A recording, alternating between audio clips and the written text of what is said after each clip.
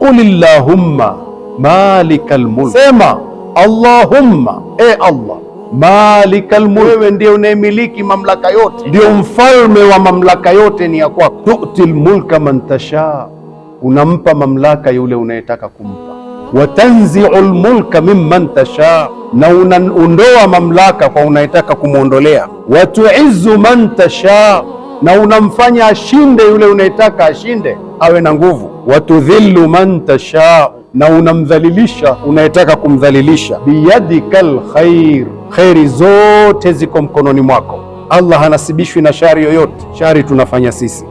Biyadikal khair, kheri iko mkononi mwako. Tumeambiwa tuwe tunasema hivyo, kwa sababu tukisema hivyo tutavua kile kiburi kilichoko kwetu. Tunaona malikal mulki yupo. Innaka ala kulli shay'in qadir, wewe ni muweza wa kila jambo.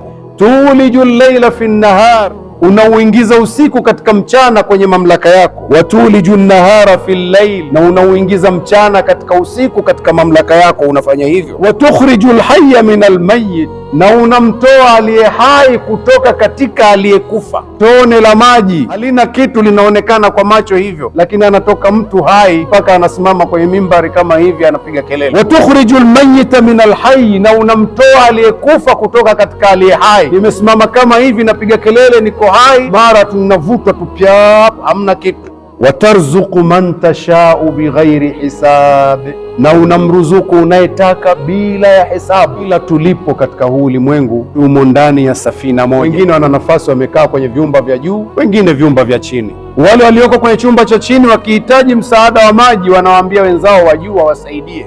Wakihitaji huduma zozote za kule nje, wanawaambia wenzao wawasaidie. Wale wa juu wakichoka kuwashika mkono wenzao kuwapa huduma, wale wa chini wanaweza wakasema tutoboe huku chini, tuchukue maji huku huku. Wa juu wakiwaachia watoboe, safina hii inazama na tunazama wote. Na wale wa juu wakiendelea kuwapa huduma wenzao na wakawaambia msitoboe, basi safina hii wote tutasalimika. Kwa hiyo ndugu zangu, lazima tukumbushane hivyo, kumbushane. Kila nafsi itaonja mauti, lakini mwisho baada ya kuonja mauti ni nini? Je, tukiingia kaburini ndio mwisho? La hasha, kuingia kaburini sio mwisho. Ni lazima tusimamishwe, tuhesabiwe, tulipwe. Kama ingekuwa hakuna kufufuliwa, kama ingekuwa hakuna kusimamishwa na kuhesabiwa na kulipwa, ingekuwa maana ya kuweko Mungu hakuna hekima. Yaani Mungu huyu mwenye hekima huyu atuache tukidhulumiana hivi alafu tufe wote tugeuke mchanga bila ya kulipwa? Ingekuwa hakuna maana ya hekima yoyote kuweko kwa Mungu. Lakini lazima ifike siku watu wasimamishwe, wahesabiwe, na jina litakalofanya kazi kule la sifa za Allah Ar-Rahim, mwenye kuwahurumia watiifu tu waliotii.